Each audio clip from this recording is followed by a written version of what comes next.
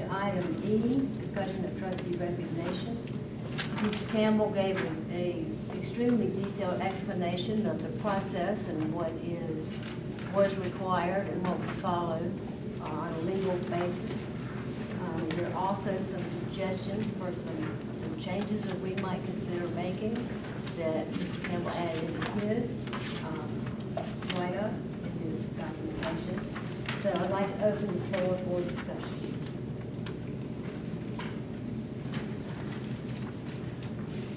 So I was contacted early on by CNN about this issue. They inferred, and obviously they were wrong, that the chair told you about the incident. And I read where you said she did not. So she lied when she was telling, when she put in the paper that that discussion did happen. Yeah, I certainly would not say she lied. I think we have a different opinion as to the meeting that she and I had with each other.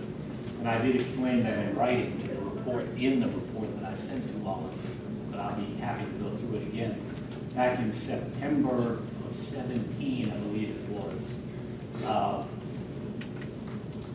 the chair of the foundation came to my office after Mr. Murdock had resigned from the foundation, and I expected that that was the substance of the conversation. They had been on campus for a meeting of the golf course, and, the golf tournament meeting, and they came into my office really unannounced, and but I suspected it was the Murdock resignation. Eventually, we got around to that topic after a few comments that were made about this and that, the weather, etc. And the only thing she said to me, Mr. Bell, was there is something disturbing in his past. I did not want to get into that conversation. And it was the first time I'd ever heard of anything whatsoever untoward about Mr. Murdock. And I remember what I wanted to do at the time was to cut off the conversation right there. I don't recall what my comment was. It was probably an inane comment, something to the effect that, well, I hope it doesn't hurt us, or I hope it doesn't hurt him, or something like that. And that was the extent of the conversation. After that, we finished up what we were doing. She was in my office for no more than 5 to 7 minutes, I would say. And that was the end. The next time I heard anything about this issue was when CNN showed up on campus and wanted to talk to us. And I never even put the two things together in my mind. What that is being, when I say that, what I mean is what she said to me in my office and what was going on with CNN. So when I was asked about it, of course I said, as I say right now, there was no discussion about anything unfortunate in Bill Murdock's past. I would like to commend you and the chair and the attorney for dealing with it as you did and getting the result that probably we would all want. I think the result is what we would be after, his resignation. And you folks got that. Minimum dust being scattered. So I commend you. Thank you. And I think you did it in a dignified manner. Thank you, Dave. I can't hear. Me neither. I can't hear over here. I said I think they did it in a dignified manner. Didn't try to get into the weeds of anything and just tried to follow it from a legal standpoint. That's to be commended. I appreciate the support there. I had determined early on, and really we were working working, as I said in that document that I shared with everybody, we were working as a team. There are 4 of us sitting here, Chris and Ms. Rice and Ms. Rice, and Carrie Glover sitting over here. We're working as a team on this thing. No, we never had any meetings, but we had constant conversation, telephone call after telephone call, and it was commonly determined that we wanted to let the CNN story play itself out before we took any kind of action whatsoever. But in a proactive sense, I got in touch with the folks in Raleigh because I wanted them to know, and when I say the folks in Raleigh, I mean the Department of Community, the North Carolina Community College system. I called the president's office. His mailbox was full, his voicemail box was full, and so I immediately called his chief of staff. And I said, this is what's going on in Asheville. I want you to know about it because I really suspect that CNN is going to be in touch with you. And again, I got the same advice there. Let the story play itself out, see what it's all about, and then at that point, we'll see what kind of action we've got to take. But again, I said proactive a while ago. I asked at that time that they investigate the exact procedure for removal. I was assuming that at some point there might be a necessity for removal. We've never done that in the 27 years that I've been at this college. And the chief of staff said to me, I've been here 15 years and we've never removed a trustee. Trustees resign, but we've never removed one. But I said, I just want to be ready in case something happens. How do we do a removal? And she turned it over to her attorney, the staff attorney at the community college system. She was going to get back with me. And the next thing I knew, the article came out. And the article was in the newspaper. And at that point, I was all the more convinced that there would be a resignation. And so the chair and I made a decision that we would wait until this meeting today to take the matter up. And I had hoped that between that time, about 2 weeks ago, and now, that there would be a resignation, and of course there was. How is it that anyone would say this worked out well when we had a confessed sex offender? I'm sorry, I didn't hear you. How does anyone say this worked out well when we had a confessed sex offender on our board for 1.5 years longer than necessary? You had the opportunity to ask the chair of the foundation, what is the evidence? What has been accused? You didn't. I did. You had the opportunity to do a public record search to find out if there's something that was unsavory or could put disrepute on this institution. You didn't. So we have had a confessed sex offender on this board of trustees for 1.5 years longer than necessary. Because when he was confronted by the foundation, he resigned. He did not resign over that matter. He was not confronted by the foundation over that matter. I think factually what the situation was, we had a consultant for the foundation. The consultant turned in a report, and there was 2 things. First of all, Murdock came to me before the consultant was hired and said, I don't think we need a consultant. What the consultant was to do what? To look into the overall operation of our foundation and to make recommendations. This individual had run the foundation at UNC Asheville for his recent career. He retired from there. And so Murdock told me when we were hiring the foundation, it was a waste of money and we didn't need a consultant.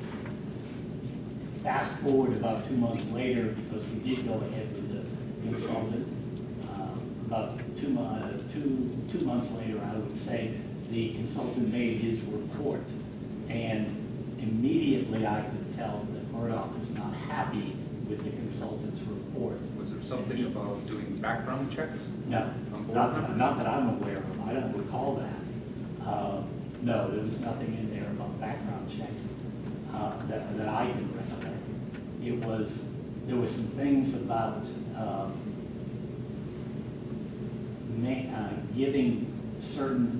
giving support to the foundation, financial support to the foundation, and some other issues that he had wanted to take exception to. And so he came to my office after the report was issued and said, I'd like to resign. Again, I covered this in the piece that I wrote. But the chair of the I asked foundation him- said there was troublesome information that was found out about Mr. Murdock. Not there. I mean, not In the write-up you sent out, I believe it said, she said that it was troublesome when they had found. Well, that was after his resignation. He came to my office, it would have been in August, and before the September meeting, and said, I want to resign from the foundation. And I said, Bill, hold off for a couple months so that it won't look as if you're resigning because of the consultant's report that we just heard. And he said, no, yeah, sure, I'll be glad to do that. I'll wait for a few months to do that. And then I actually did resign sometime around the September meeting that I had with the chair of the foundation. Believe me, I want to make this abundantly clear. I'm not calling her a liar whatsoever. What I say is that the two of us have different interpretations of what went on in my office. But when you hear that a board member has resigned for troublesome reasons from another organization, you didn't think it was appropriate to find out what that was? I didn't think it was my duty to find out what that was. That's correct. That's correct. I did not think it's in the purview of your administrator, your CEO, to investigate a board member. That's correct. Despite setting it up for AB Tech to be embarrassed by this, by Well, I having. don't believe I set it up for anything. I don't know I set that term. No, you set it up for us to be embarrassed by not taking action. I mean, how can you make an informed decision without getting the information? Why wasn't something done to get the information? If there was something troublesome to Shirley, somebody should have looked into it instead of just assuming it was going to go away. The one thing that I did in this process, I got a phone call from CNN to two ladies. I just got out of commission leave, right? And I was on my way home. And they told me what had happened, so I was not happy. But then I got to thinking, you can't make your mind up in 15 minutes. That's what I've always said. But I wanted to see, so I went into the county and asked our county attorney, I said, see what you can find out on Murdock, on this child field at the courts. That afternoon he called me. It's about a one-page deal. It was started out as one thing, ended up as he got another deal, and then he had 5 years of unsupervised probation. Then he's off. Well, you have a family saying things against him. It's been 30-some years. Most pedophiles or sex offenders, whatever you want to call them, no different than these preachers. They don't do it one time. Not one time, okay? And as far as I'm concerned, this damn story's not done yet. There's more to it. You know, one person can't defend himself against 5 or a family. But if you have other people come forward, then let's see what happens. And from what I understand, there's people coming forward on this. So let's see how it finishes later. He's resigning. I'm okay with that. Did it embarrass his school? No. Why should it embarrass this school? Why should it embarrass me? I'm not embarrassed. I'm Because this embarrassed man, because there's a sex offender on our board. You know, he's not call him anything you want to call him. Call him son of a bitch, okay? That's okay.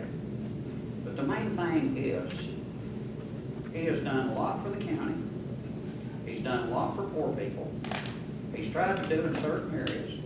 And if this was something that's totally true, you know, I looked at it in respect. I got 2 daughters.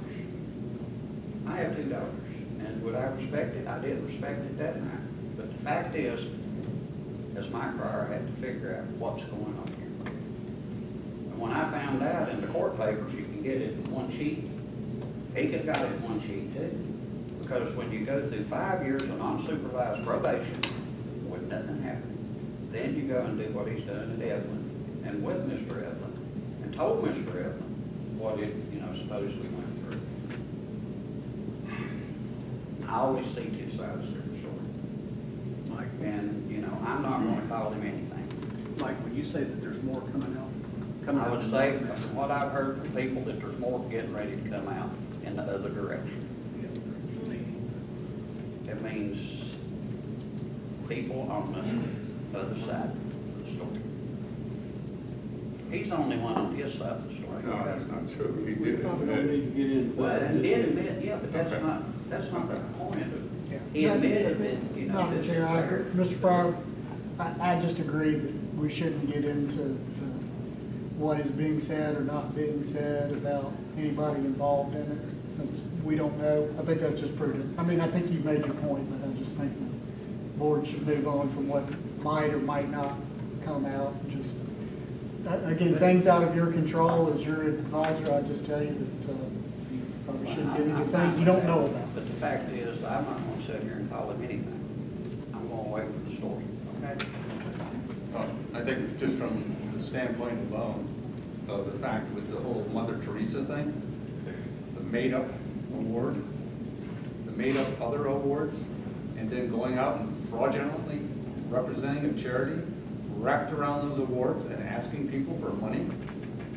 This is a guy who's making $67,000 a year, living in a $1.1 million house. He's not a Mother Teresa. And his credibility. Right. I just advise the board, I think that what's known is known. I think the point's being made. I would just advise the chair that this board needs to focus on any recommendations you want to make to the future for your appointed agencies, if any. So what does that mean? Well, What is the recommendation for the future?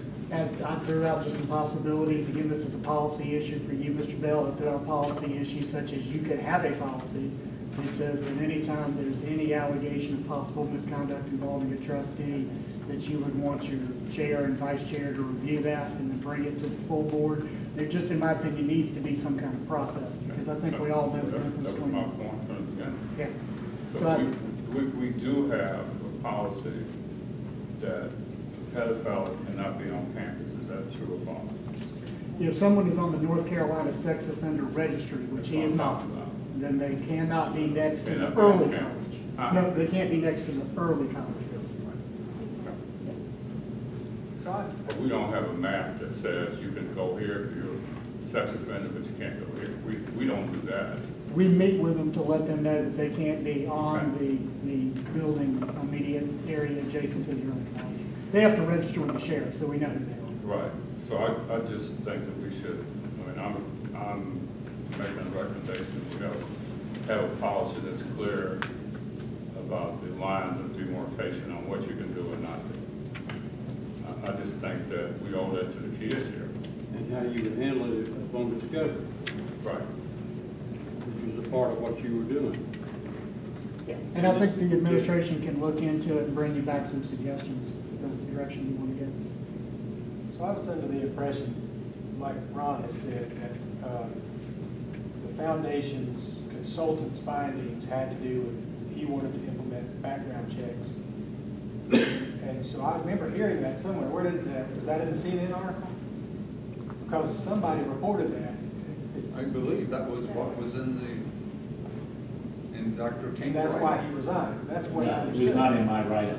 However, the executive director of the foundation is here, and she nodded to me that one of the recommendations of the, let me not put words in your mouth, why don't you stand up and tell them? One of the recommendations from the consultant, Mr. Alex Comfort, was to revise our board member agreement to bring it into current best practice standards. And one of those bullet points was to include a background check, since our foundation members are volunteers and are on a college campus. Now, I flat did not remember that. It is not in my statement. However, she says that's the case. That was part of the consultant's recommendation. I think if you're going back to the specific reason you resigned from this board, because our chair asked you to. No. You had not resigned until you did.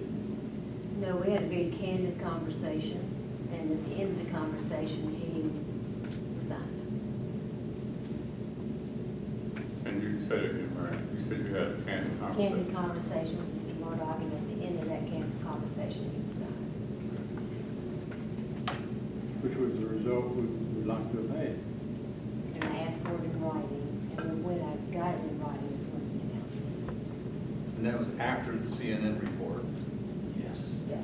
That was a full 30, almost 30 days or 20-some days after I mentioned to you and Chris about me talking to the reporters and what the reporters had said. And then you decided not to talk to the reporters to get the information. So why, again, how do you make an informed decision without the information? Why didn't you talk to the reporter, find out what was going on, and then confronted him earlier rather than later? Certainly, and Mr. Edgerton, with all due respect, the decision was made at the time. There were multiple rumors in the community, and I'm not going to get into what may have been heard and other rumors that were coming from different places. The CNN reporters were doing their jobs. They were asking specific questions, but they weren't offering to give us a list of evidence. They were asking questions. They were doing their jobs. And the decision was made, and you can disagree with it, sir, and I have no problem with you disagreeing with it whatsoever. But the decision was made that instead of answering questions that these folks knew nothing about the specifics of the underlying allegations that the family was bringing forward, no one was offering to sit down and give every single fact to this college. The decision was made to wait on facts, and the only way to get facts was to wait and see what was produced in the article. And I'll give you one specific example. The degrees and the other things came out in the article. I don't think that anybody said that that was brought to the attention of this college, the Mother Teresa Award, or anything prior to CNN looking into it. So again, you can disagree, but the decision we thought in the best interest of the college, I agree, this was the decision of the president and the chair, and I agreed with it, was to wait and see what was actually determined, rather than giving interviews. We didn't think it would be appropriate to give interviews about something that they did not have firsthand knowledge of, and this dealt with family allegations from 30 years ago. So, sir, I understand your frustration. Yes, it is embarrassing. It is embarrassing to me. I've been associated with this college for 22 years as well, and this was a very embarrassing episode for this college. But the decision was made, and again, you can disagree with it, but it was best for the college to wait and see what were the allegations so that it could then be brought to you. There was nothing to bring to you as a board until we knew what the specific facts were. You didn't appoint Mr. Murdock. You did not make that decision. No background checks were not done, to my knowledge. No, I don't know of a college appointing agencies that do criminal background checks on their appointees to community colleges, but certainly that is something I think will now be instituted. But the decision was made to not answer reporters' questions about things that these folks did not have firsthand knowledge of. So it wasn't to hide, it wasn't to obfuscate or get in the way of anything. It was just a decision that that was in the best interest of this college, rather than going down a road that they didn't know what the facts were. And let's wait and see what's uncovered. We didn't even know if there would be a story. Now, once the story broke, there was something to bring to this board, something for you to look at, to decide whether you wanted to do an investigation. I think I've set forth very clearly to you that you could not dismiss a trustee based on a CNN article. You would have to do an investigation. You would have to do a due process hearing. So we thought we were being prudent. It's okay to disagree with that. I don't think they have a problem with you disagreeing with that, but it was made in the best interest of the college, not to try to hide you. I disagree. And that's fine. Because when I talked to you, you said you were going to give Sally and the other reporter, Ashley, a list of questions. And when they answered the questions, I had the impression that you were going to actually talk to them. No, to sir. get information. No, sir. We said to you at that time that the chair, and she did this on her own, had requested that they present a list of questions so that we could review them. And they did take a that, look and at then them. they didn't get a chance to bring the facts to the story to you. No, they wanted questions answered. They never offered to sit down and review everything before the story was published. That's not what reporters do. Yes, they do. They came to me and they gave me the whole background. They were giving you what the family was saying at that point. We were waiting to see what all the evidence was of the degrees and everything else. I understand, but again... You didn't want to hear what had already come out. No, You sir, wanted- quite to the contrary. We wanted to see what the full body of evidence was so that there was something to bring to this board. So this guy resigned from the AV Tech Foundation Board like that when he was confronted with something. You don't think if you had contacted him in early March, I mean, he gave back his degree back to UNCA like that when he was confronted after CNN talked to them. UNCA board went and did something. This board didn't. This board sat and waited and embarrassed this institution by not getting the facts, getting the information, and making an informed decision. It's embarrassing. It was handled for the reasons I stated, and I understand you disagree. So I just have one question. So was the incident not at the courthouse? Yes, there is the single page, and I didn't go do a search. Yeah, because I went down with somebody else and looked at it. It was at the courthouse.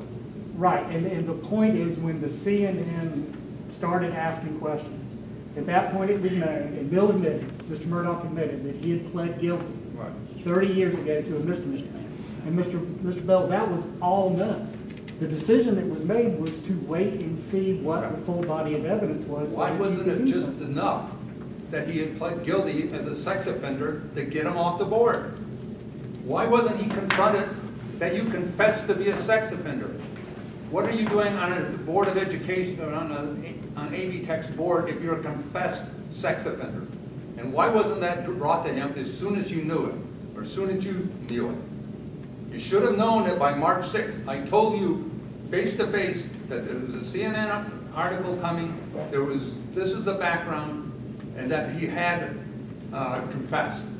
And you didn't do anything to verify it. And if you had, you could have confirmed no it one then. questioned, no, sir, no one questioned.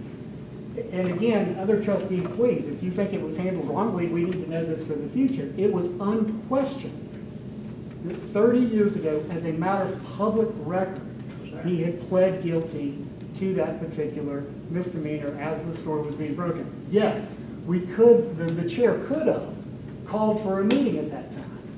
Could have, yes, sir, absolutely. And in hindsight, maybe that decision should have been Well, she made. But could let have me called finish, him. please. Can I please finish? That was known and it was not contested.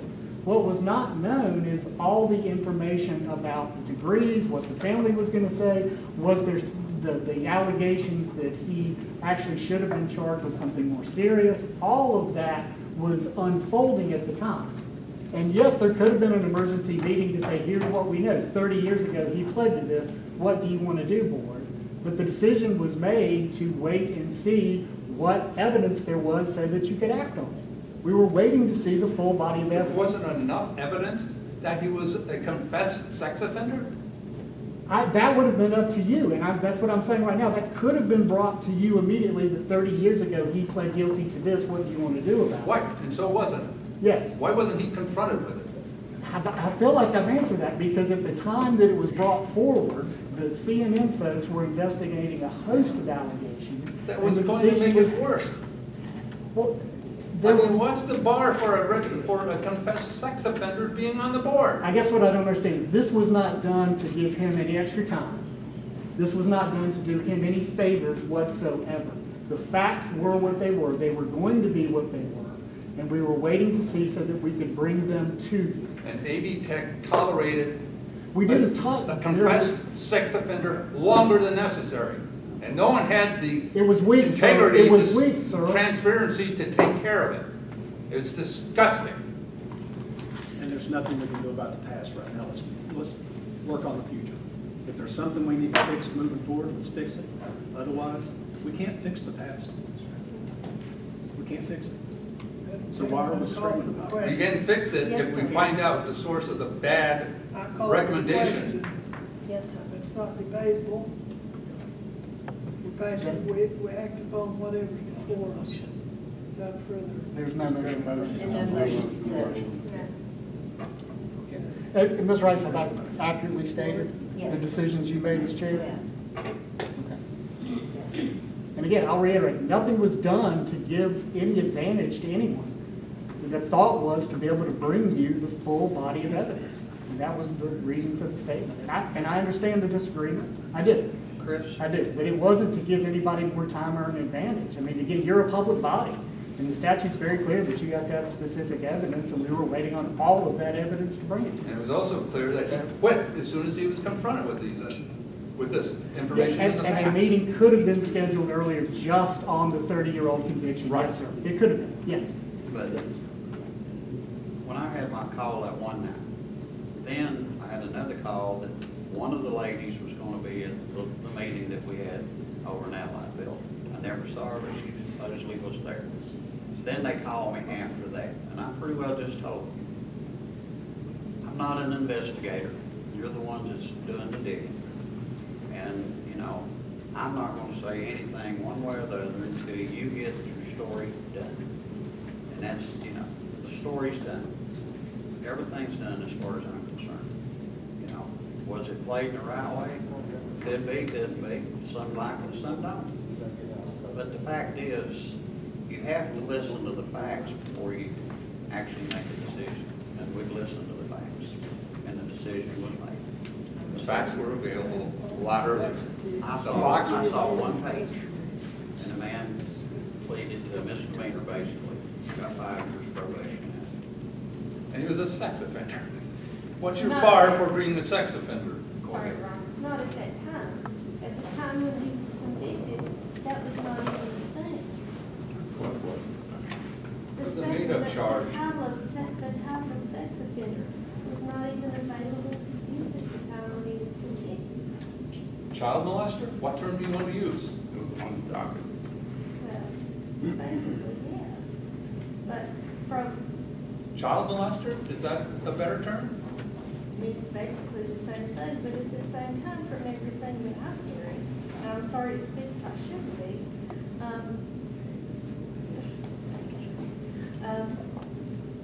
when Dr. King was told that there might be something troublesome, from everything that I've read, I don't think that would have, if it had been me, I don't think it would have tripped something in my head to have said, okay, we need to dig into this. I would have thought it was gossip. And that's initially what I thought it was. You can And either so, accept it or be proactive. well, bottom line, you what could you know everything? And now Well, that we the know- foundation apparently knew something that was troublesome. Well, yeah, And there was but a you- background check requirement that was up. He quits. But that's the desired result, isn't it? Pardon? That's the desired result, isn't it? He quit the foundation a year and a half before quitting our board. Yeah, but how did we know, how would they have known that it was for anything other? You know, how would they have known that that was the reason? Did Could have he done give a that check. as a reason? He could have done a background check. And it would have been there. Well, at the point that, that they came to that you're more than likely right, that that's why he resigned. Right. But from this point, what should we do? You know, Again, I'm kind of agree with Chris. You know, we move forward. You know, we can't do anything about what's already been done. But you can move forward and inspect something like a background check. there's also something called learning from your mistakes Well, would that and not be understanding enough? how the mistake was. Why put in a procedure if it's not going to result in something better? I mean, here's the list of people that possible policy revisions. The president, the board chair, vice chair, and legal counsel. They're the ones that sat on this story before. Well, yeah, can you, So they're gonna be the ones that make a decision about whether or not they're gonna bring it to the board? well, but going forward, would you not? So what's gonna be different going forward? It also says in the recommendations that a specific trustee can ask that it be brought immediately to the entire board once the specific allegations are made, because again, the board can't act without specific allegations. So that's in the recommendation, Mr. Edgerton. Sir, I understand what you're saying. And I would appreciate a little professionalism that this was not done to hurt the college. It was not done to try to benefit anyone. Now, I understand your point that a meeting could have been held sooner. I do. And I'll take responsibility for that. I'm taking this as a learning experience too for the future with potential allegations. But in good faith, the decision by these two individuals, which I supported, was to wait until we knew the specifics. Now, you can look back on that at the time when all this was swirling and reporters were at people's homes or making phone calls or sending emails and said, no, you should have ignored all of that. You had enough with the 30-year-old conviction. Sir, I understand that. And I'm hearing you 100% today. I am. I think this procedure, though, is about as good as we can do. It says that allegations will be reviewed immediately, and I would bring back, and we can bring it back to you at the next meeting. It will have a procedure by which if a trustee wants it brought immediately to the full board, that will happen. That there will be no gatekeeping. There will be no effort by the chair or vice chair. But I want to be clear that there was no effort to keep anything from the board. Waiting to get all of the facts which I've stated. But we can certainly, there's nothing to vote on today. This was just for discussion. But based on this discussion, I don't think we'll have any trouble whatsoever bringing you back a policy that will provide that these issues can be addressed swiftly in a manner. And the trustees could decide in the future not to take action and want more investigation of something. We can do that. So happy to learn from this particular incident. Entirely unprecedented, and I understand your points, and I think they can be put in the policy. And so the point D under your This is not a hard and fast anything. It says Please don't the dissect board it can like this. request that all appointing authority. Why doesn't the board, what does an AV Tech request? And if they don't do it, if they don't provide a criminal background check, why doesn't AV Tech do the background check? Because appointment to a public office is protected by our Constitution, and there's due process rights there. We cannot require anything of an appointee. Only the appointing agent. The governor will have to start asking his appointees to agree to criminal background checks. The school boards will have to ask their appointees, and the county commission will have to ask their appointees. And I think that will happen locally. Now, whether the governor decides to do it for his, this board could request it of all appointing agencies.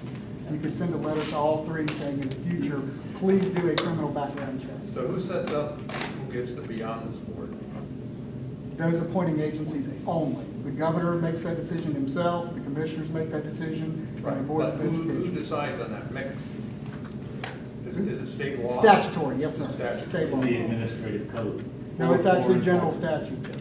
Yeah, it's general statute that sets out who gets to appoint how many members to the board.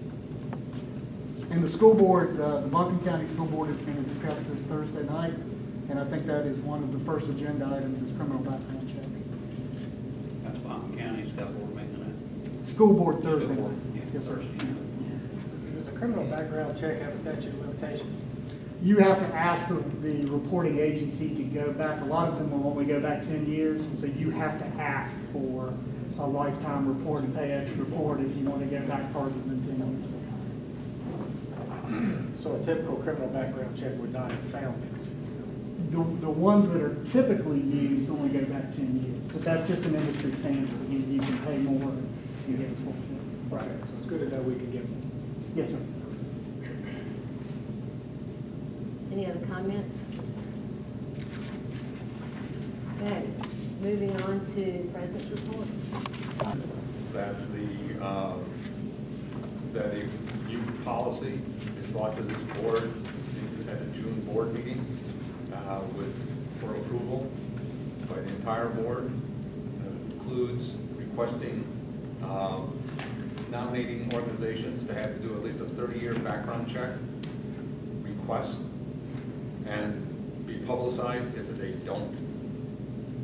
I think that would be a good idea is for your executive committee, since you kind of use that as a sounding board, your executive committee to review a policy and bring it back to you at the next meeting. Okay. Would be how you typically do it. All right, so you need need a motion to that effect? And it would be fine for you to do a motion so that it has the full support. of the Make a board. motion then that we have the executive committee present a policy on the Board of Trustees, approval, removals, et cetera, and dealing with any issues that may embarrass AV Tech.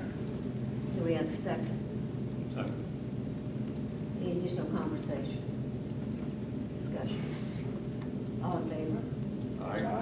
Opposed?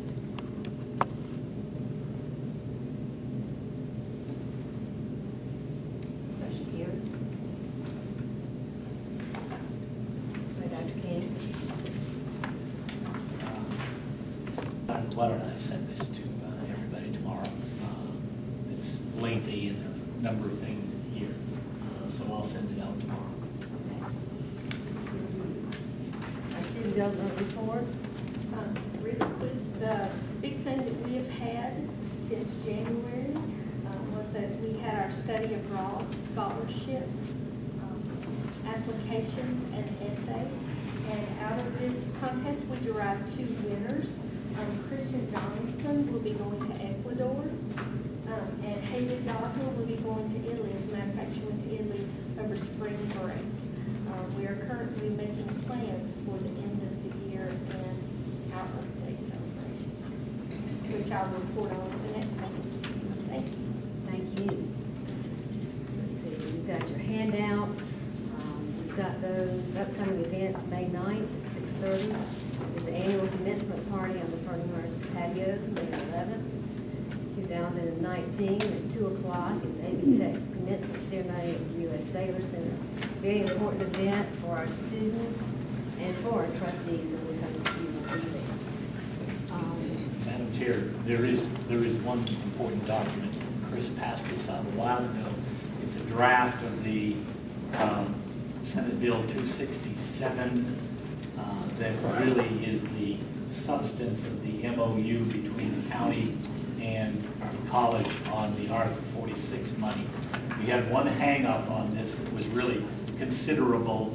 It was number 5 on the second page, and that really talked about how we were going to handle the fund balance at the end of the 8 years. The gentleman who was doing the writing at the legislature got it wrong, and both Chris and Attorney Frew from the county worked with us and the young man to get it written correctly.